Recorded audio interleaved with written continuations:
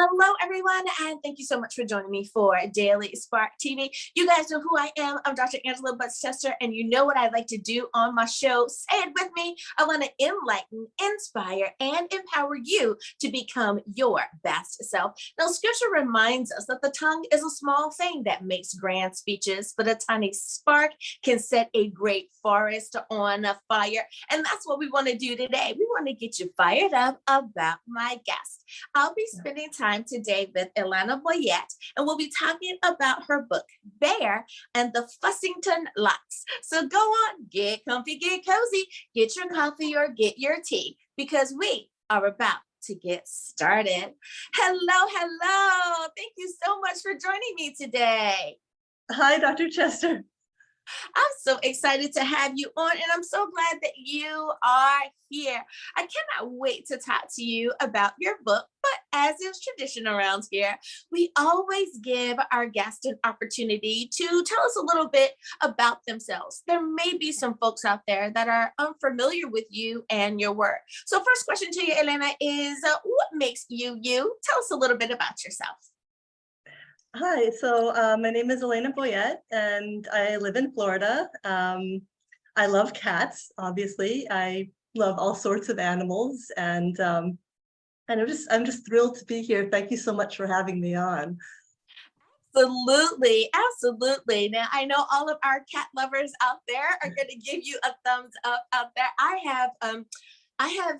I have had 2 cats. I've had a dog. We've had fish. So, I feed the birds, so I definitely can understand the love that we have for animals. I appreciate that. I love it. Now, being an author, is that something that you've always wanted to do, or did you find that this was just a different way to express yourself and share that with the world? So I've always wanted to be an author and a writer. I never thought I'd be able to. I really didn't think I was smart enough, or that I could stay on topic long enough. But yeah, it's just a wonderful experience. It's been a wonderful journey to write. My father was a writer, but he didn't write books. He wrote articles, and I'm not really familiar with what he wrote or anything, but I never thought I could, and here I am. So it's really a testimony to, hey, you never know what you can do unless you try. Just start, Yeah. Absolutely. And that's why I always ask that question of every guest that I have on, because I think that it inspires someone else that may be watching that's saying, I've been thinking about writing, but I'm not sure. And you've kind of stated some of the same reasons that other people feel the same way. I don't know. One author said, listen, Dr. Angela, I didn't do well in English ever in school. I'm sure my teachers are going, oh my gosh, he's an author, So it is amazing how God is able to really take something that we didn't think we were able to do and really parlay that into something where we're able to touch the lives of others. So I definitely can understand that.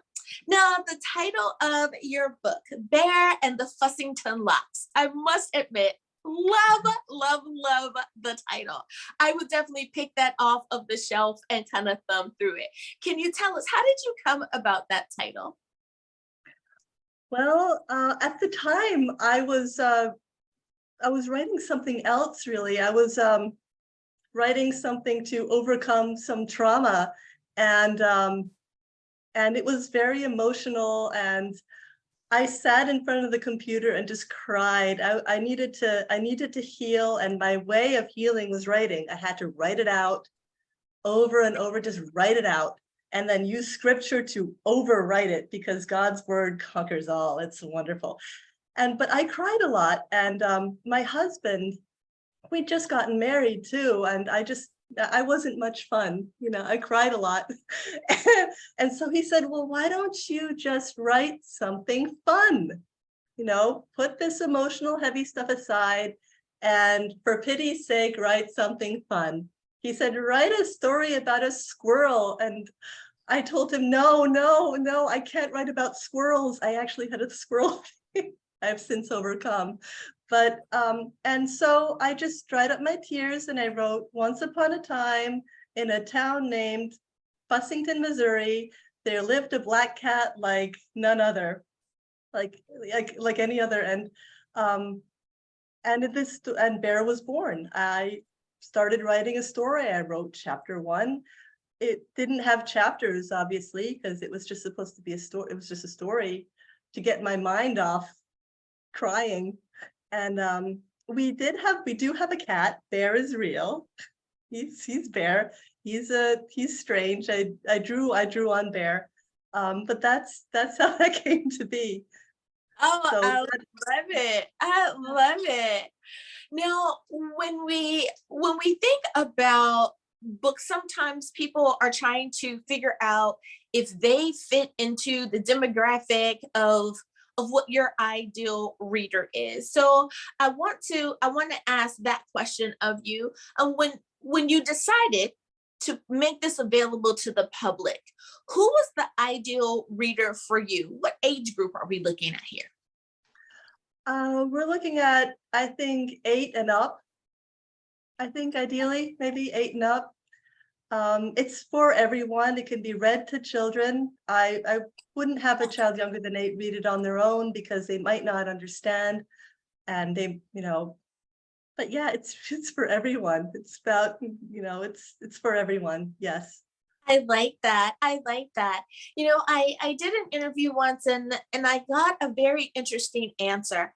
And of course, it was a children's book, but they added a very like a bonus to the answer. That person was a teacher, and she said something like, but if you've been in a really bad accident, sometimes people have to learn how to read all over again.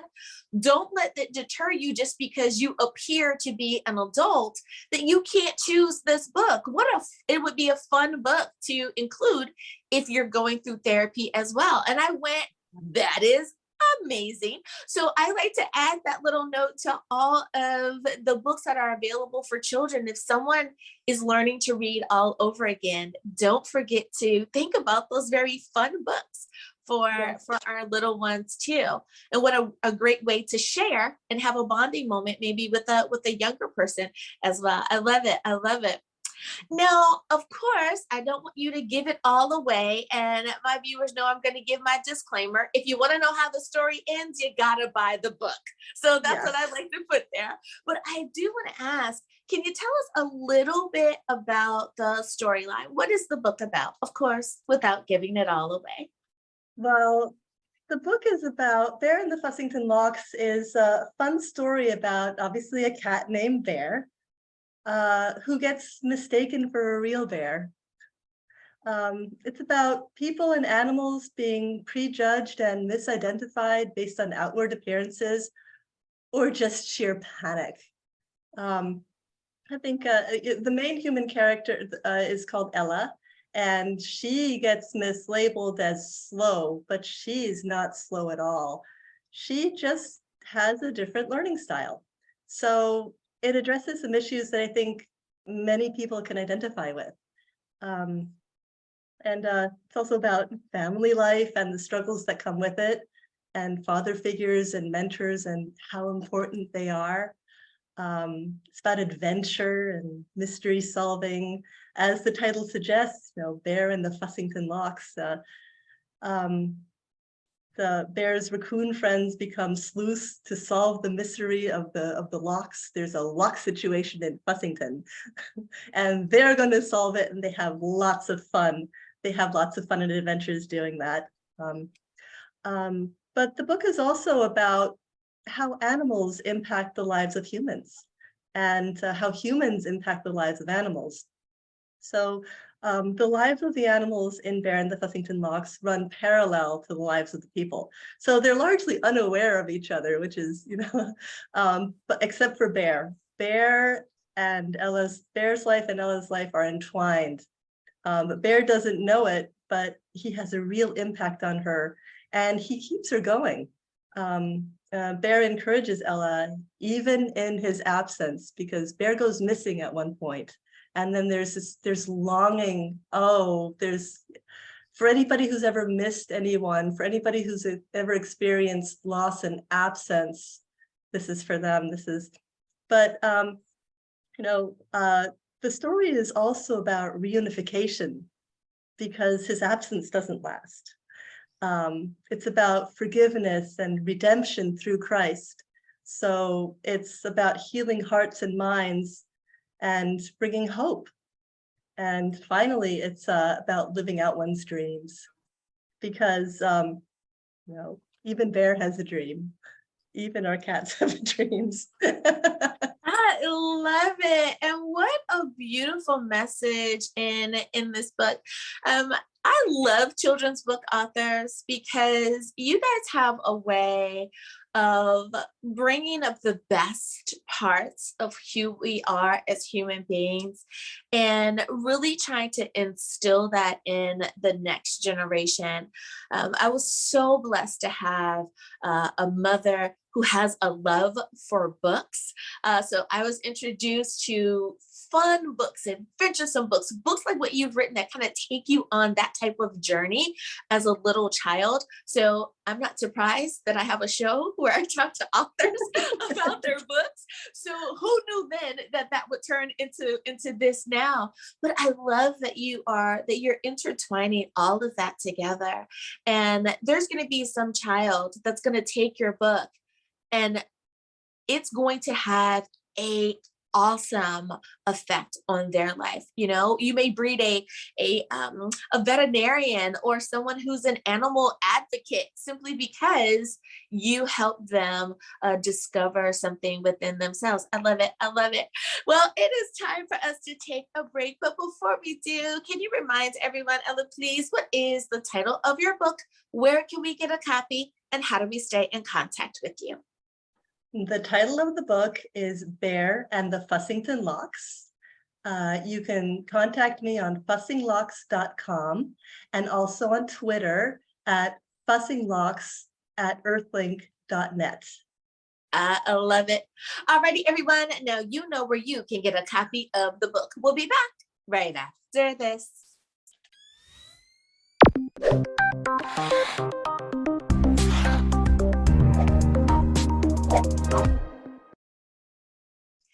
And we are back. So, Ellena, my next question for you is, if there is one piece of advice that you could share with an aspiring author out there, you have been on the journey of being a successful author. You've started at, I don't know if I can be an author too. I'm absolutely an author, and I love that. If there's a piece of advice that you wish you had known when you were still in the very beginning stages, what piece of wisdom, nugget of wisdom, would you pass on to those aspiring authors out there? Well, what a great question. I think I would remind them to hold on to who they are in Christ, to who they are, and I would just tell them to not give up. I would tell them to that if they have a story, that they have a story that needs to be told. They have a story that needs to be told, and they're the ones to tell it. And even when they spend an hour staring at a blank page, not to get discouraged, because ultimately I got lots of help from God writing this book. I asked him to give me the words. I asked him to give me the peace to write and to finish this. Once I knew I was writing a book, once that initial panic passed, I got the peace from God to complete the book. And so that's what I would say. Don't become discouraged. Ask God for the words. He will give them to you. Mm-hmm. I could not agree with you more. And that is great advice for walking in our purpose walking in our calling in general. There are not only authors, but I've also heard some of the artists that I've had an opportunity to interview, like bands or music groups. Sometimes they've had an answer that's really similar. You know, it's one thing to sing at home, or it's one thing to sing at church, but you know, people tell you you should step out, you know, you should do more. And I'm finding that so many authors and artists tend to have that in common. It's like, is it time? Is this what I'm supposed to be doing? And the answer ends up being absolutely, absolutely. So I agree with you on that. Please go ahead and move forward. But you know, Ellena, you gave a really great point there, and that's, if you're staring at a blank piece of paper, like if you're just sitting there, you know, your cursor's flashing at you on your laptop, that's okay. I think Yeah. people don't talk about that enough, that no matter what type of, I like to say preneur person, entrepreneur, solopreneur, mompreneur, whatever type of preneur person you are, we all have those moments, right? Where the cursor's kind of just flashing and you're going, okay, God, what do I do today?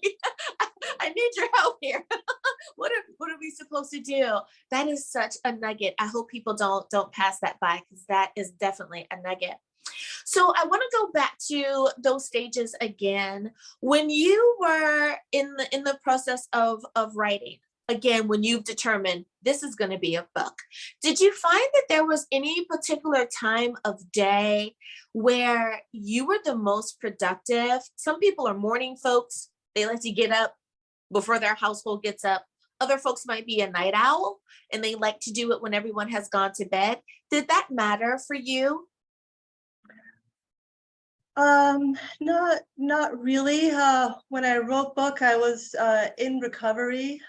So I wrote pretty much all the time. I wrote a tremendous amount, and I deleted a tremendous amount too. But I wrote a lot, and I just it was a huge process to have God settle my mind. It doesn't, for some people, it happens overnight, from one moment to the next. For me, it took several years. And I'm going to say that's perfectly fine. I didn't have a specific time of day. I just knew that I had something to do, and I gave it the time that it demanded. I gave it the time that it demanded. I'm not a night owl. I'm tired in the evening. I had a lot of sleep disturbance, so I was tired in the daytime too. But this was a story that needed to be told. And I'm just going to say to any writers out there, don't wait until you feel inspired. Just give it the importance that it demands. Because everything comes from God, everything. And we just have to be obedient to his voice. Yeah. Absolutely. Absolutely. I love that. Now, when it comes to the cover of the book, everyone says, you know, we shouldn't judge a book by its cover, but unfortunately, you know, we're human, so we do. Right? So everyone thinks about, how do I want to display my book before people even check out the inside? Color matters, fonts matter, all that good stuff, right? So what was the process like for you when you were determining what the cover of the book would look like? Well, first of all, thank you to Susan Lavallee, our amazing artist who designed the cover. I met with her and she asked me that question. She said, what do you want your book to look like? And I said, well, my favorite chapter is the part where Bear finds himself on a piece of driftwood down the Missouri River where no cat wants to be. And I gave her that description, and she came up with this beautiful design of Bear seeing his reflection as a bear in the water. She's brilliant. So shout out to Susan Lavallee. Thank you for being a wonderful artist and for giving me this absolute gem of a picture. Yes, it's in life we find ourselves in positions that we don't want to be in, and desperately not. But through it all, God's right there with us. Jesus is right there with me through everything that happened. It doesn't matter what our life circumstances are. God's right there, and he will take care of us if we let him. Absolutely. Absolutely. Because we do find our own lives occasionally on some form of driftwood. Sometimes it's a big piece of wood, sometimes it's a small piece of wood, sometimes it's a big body of water, sometimes it's a smaller body of water. But if Yeah. you are blessed to live a very long life, there are going to be those moments where you are going, okay, I definitely have to walk by faith and not by sight in this moment. So you are definitely right there. Now, once you had gone through the entire process and your book is published and you are holding copy number 1 in your hands, Ellena, how did you feel in that moment? It was amazing. It was amazing to see the finished work and to hold it. Writing it was one thing, but holding the finished work and seeing, yeah, I am an author. I am a published author. It's a wonderful feeling.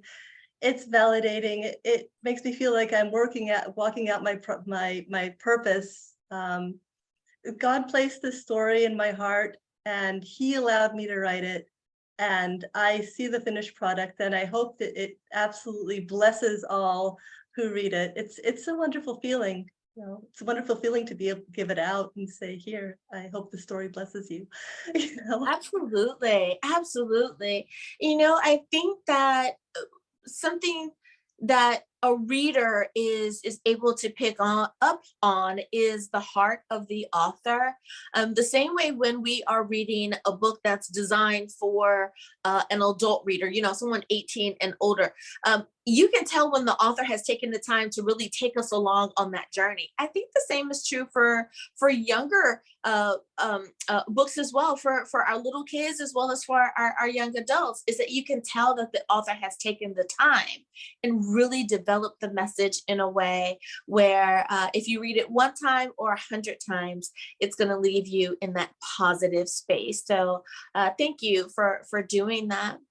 Now, I know that many of the authors that I have the opportunity to speak with, even though I may be talking to them about a particular book, they have other books to offer, be it that they've written other books in the past, or they have some books that are about to hit the shelves as well. So a twofold question for you. Tell us about your author life. Well, I have written 6 books for children so far. They're not published yet. We're waiting to work with an artist for those children's books. But 3 of them run parallel to Bear, so they're for little children. These are for little children to read. From those first books, So 3 run parallel, and 3 are prequels to Bear. So yeah, it's exciting. And I'm working on the 7th. I love it. I love it. And to be introduced as a younger person, to be able to, oh my goodness, as I'm getting older, I'm finding that I'm still able to keep up with this character. I think that that's really smart on your behalf, that the series becomes, it doesn't matter where you are in the series, you're able to keep up with Bear. I think that is so cute. I love it. I love it. I think about the books that really made an impact on me as a young person, and I made sure that I purchased those books for my children so that they too could have that experience. They might not remember them the way that I remember them, but at least I shared them with them. So I think that you are probably onto something here. What a beautiful way to share a beautiful bonding moment between adult and child. I love it. I love it. Now, last few questions for you, and that is, if there is one piece of advice that you could have told your younger self about becoming an author, now that you're a seasoned author, is there anything you would have told yourself when you were perhaps back in high school about writing? Oh boy, high school. Ay, ay, ay, ay, ay. I was a whole nother person back then. Oh boy, if the high school years, those teenage years were really difficult. They were absolutely horrible. They were traumatic. And I guess if I could go back and talk to teenage Ellena, I would tell her, it's going to be all right. You're going to get through this. You are not a failure. You are dearly loved. You are not forgotten. You have a cloud of witnesses around you. You were never alone. I would comfort her. I would hug her. I would hug her, and I would speak life into her. And I would tell her how dearly loved she is. And I would tell her that. That's what I would do.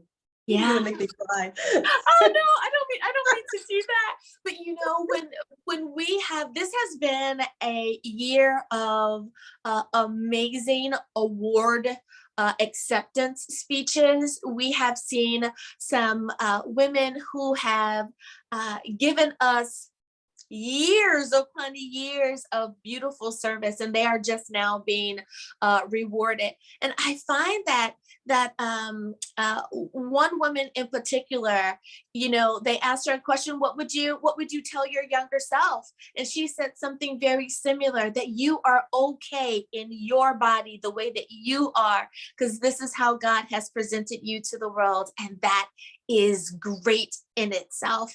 And I really thought that was so powerful, because our high school, especially our girls, they go through so much. I think it's really tough out there for them. So if we can encourage them to be whatever God has called them to be, then absolutely, and perhaps they can get some encouragement from us. So I love it. I love it. Well, Ellena Boyett, thank you so much for spending some time with me here today. I have enjoyed my time with you. But before I let you go, can you remind everyone one last time, please, what is the title of your book? Where can we get a copy, and how do we stay in contact with you? The title of the book is Bear and the Fussington Locks. You can get it on Amazon or wherever books are sold.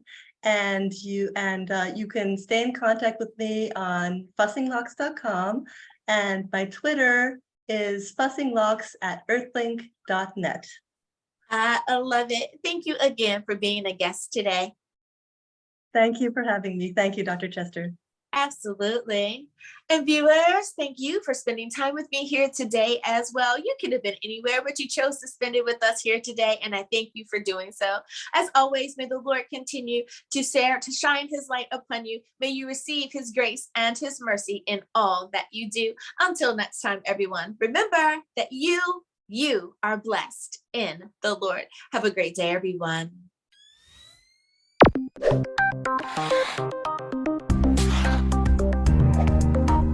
Thank you.